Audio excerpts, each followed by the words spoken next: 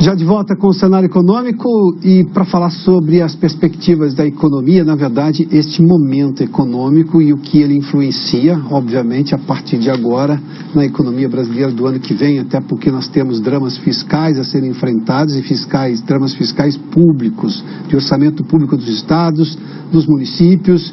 O presidente eleito já voltou a falar em participação maior dos municípios, em fazer o dinheiro chegar nos municípios, mas o próprio governo federal, neste momento, vive deficitário. Não há superávit ainda nas contas do governo.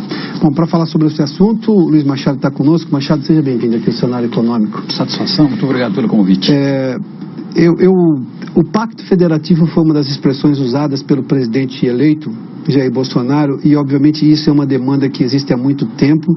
Não somos exatamente uma federação, porque os estados têm uma dependência de Brasília. Aliás, tem um lema que eles dizem, né? Menos Brasília e mais Brasil. Eu sei porque eu falo disso há um bom tempo, porque tudo parece que tem que passar por Brasília e não dá para andar um país desse tamanho, tem que toda hora ir a Brasília, não funciona. Agora, Machado, tudo reside numa questão contábil.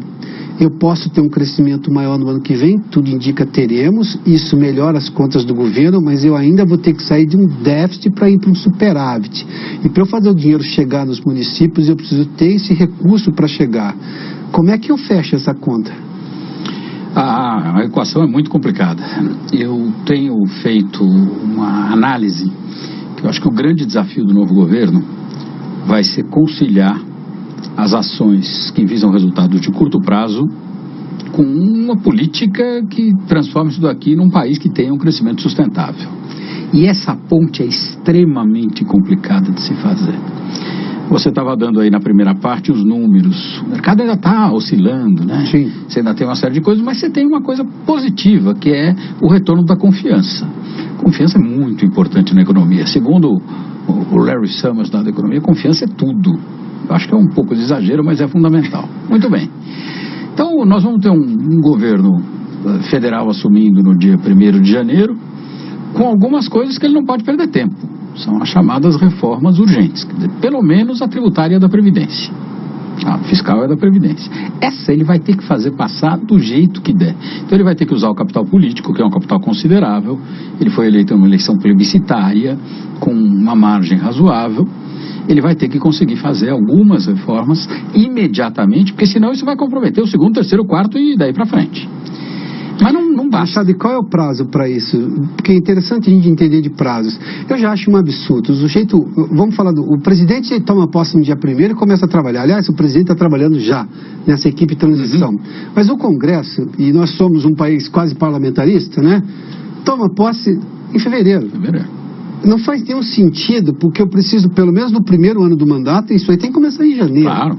O ideal seria aprovar isso daí no 2º dia. Aí eu lhe pergunto, qual é o prazo para essas reformas elas serem aprovadas e terem um efeito rápido já no ano que vem? Porque nós precisamos fazer isso para ontem. Sim, é o que eu falo, é o mais rápido possível. Por isso que eu digo, não adianta ele ficar com esse discurso, não vou me envolver na eleição do Congresso. Não, claro que ele vai se envolver, ele vai precisar daquilo lá como ninguém. É bom ele ter visto o que aconteceu com a Dilma, né? Que apostou errado e o cara depois puxou o tapete dela, ajudou o Eduardo Cunha. Muito bem, então essas são as medidas que mais têm ocupado aí o tempo na mídia, porque elas são essenciais. Com exceção de uns malucos que acham que não tem déficit na Previdência, mas não sei que matemática que eles usam para chegar nessa conta. Não é matemática, é qualquer coisa. Deve ser qualquer outra coisa. Porque matemática não tem como fugir disso. Você pode ter não consenso em como fazer, mas que tem que fazer, sim, não há dúvida. Muito bem. Só que não basta. Tá? Essas medidas elas vão ter que estar alinhadas com outras que visam resultados de médio e de longo prazo, mas que são tão importantes quanto estas para garantir a continuidade do país numa situação satisfatória. E aí a gente sai um pouco da macro e vai para a microeconomia. E você tem reformas menores. Você precisa melhorar a condição de negócios no Brasil. E ainda que tenha havido uma melhora aí no último Doing Business do Banco Mundial, nos outros 2 relatórios, o Brasil continua com uma posição pífia. Fazer negócio no Brasil é muito difícil. Em parte por causa da própria situação tributária, mas não é só. Você tem uma burocracia absurda, coisas que só no Brasil existem, e o poder dos cartórios é muito forte. Não é fácil você quebrar isso daí. E você tem as outras ações, nas questões fundamentais, sobretudo a educação, cujos resultados virão a longo prazo. Mas tudo isso vai ter que ser feito de forma simultânea, ainda que sejam complementares. Mas, vamos lá, eu vejo coisas boas. Eu estou muito entusiasmado com as nomeações que estão sendo feitas. Eu ia lhe fazer a pergunta justamente isso, porque esse é o tempo de ver. As nomeações saem justamente nessa transição. Isso dá a ideia de que teremos celeridade executiva para tomar todas essas medidas, visão correta do negócio? Veja bem, é muito difícil falar vai dar certo, mas uma coisa é você constituir uma equipe como era até o governo passado. Pega um daqui, que partido que o partido indica quem, o outro indica quem, e aí você montava um arremedo de equipe, cada um pensando de um jeito. Não. O que ele fez? Pegou um cara e falou, você vai coordenar a parte da economia, e eu te dou carta branca para você montar a equipe. Paulo Guedes.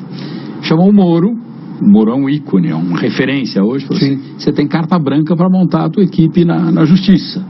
Pô, isso é positivo. Você vai ter equipes que são coerentes, que são coesas, constituídas de pessoas que têm passado ilibado, experiência. E conhecimento técnico na área ali. Eu acho que, por enquanto, é o que dava para esperar. Tá?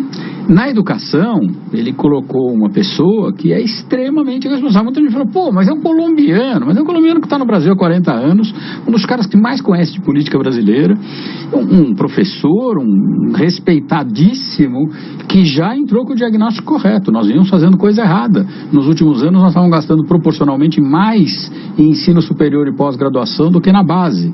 E o retorno social da educação é muito maior na base do que lá em cima. Não é que não tem, mas governar é fazer escolhas. Você com educação de base, claro. Isso o Banco Mundial mostrou isso recentemente. Claro, você tem o famoso economista que foi prêmio Nobel, James Heckman, que tem uma equação de retorno social, a equação de Heckman, que mostra isso. E o Brasil vinha não dando bola para isso. Então você tem uma série de indicações extremamente positivas.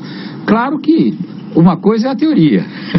Tem um livro famoso do João Mirbetti, antiquíssimo, A Teoria na Prática é Outra. Isso foi lançado quando eu estava começando a estudar economia. Mas vamos torcer para que essa teoria consiga ser transplantada para a prática, e aí vai uma dificuldade muito grande, que é saber negociar, é ter uma boa articulação política. Machado, para a gente encerrar rapidamente, mas eu não tenho hoje, digamos, um debate mais qualificado sobre as reformas por parte da população, uma compreensão mais rápida em relação aos problemas nacionais e, sobretudo, pressões da sociedade organizada, e aí eu estou falando empresários, entidades, escolas, para discutir esses temas, porque eu digo que o Brasil tem uma demanda reprimida por dar certo logo, ninguém aguenta mais andar do lado, isso está muito claro. E claro, obviamente, qual é o diagnóstico correto? Tudo bem, quais são as medidas que são mais polêmicas ainda, mas enfim, isso já não ajuda rapidamente a andar um pouco mais rápido? Ajuda, como ajudou o Fernando Henrique quando queria acabar com a hiperinflação. Ele mesmo fala isso, o povo não aguentava mais aquilo, então deu apoio. O que essa eleição mostrou, mais do que esse ou aquele? Mostrou que o povo não aguenta mais a corrupção. Então, se souber administrar bem isso daí, se perceberem que a gestão é séria, que não tem mutreta, o apoio vai ajudar a coisa a dar certo. Então, a combinação de Paulo Guedes com o Sérgio Moro, então, foi extremamente acertada. A única coisa que me deixa um pouco assustado é que o Paulo Guedes é pavio curto. Bom, isso já... Ele vai ter que ter paciência para administrar. Alguém vai fazer uma negociação com ele para esperar um pouco. Machado, obrigado pela gentileza. Bom final de semana para você. Para você também. O economista Luiz Machado conversou conosco sobre este momento da economia e, claro, todas as perspectivas em relação a esse final de ano e ao começo do ano que vem. Mas o Brasil tem jeito sim. Aliás, o Delfim Neto fala disso, não adianta, o Brasil vai dar certo, que você queira ou não, vamos insistir. O Cenário Econômico termina aqui, muito obrigado pela sua companhia, pela audiência, boa noite a você, bom final de semana, até segunda-feira.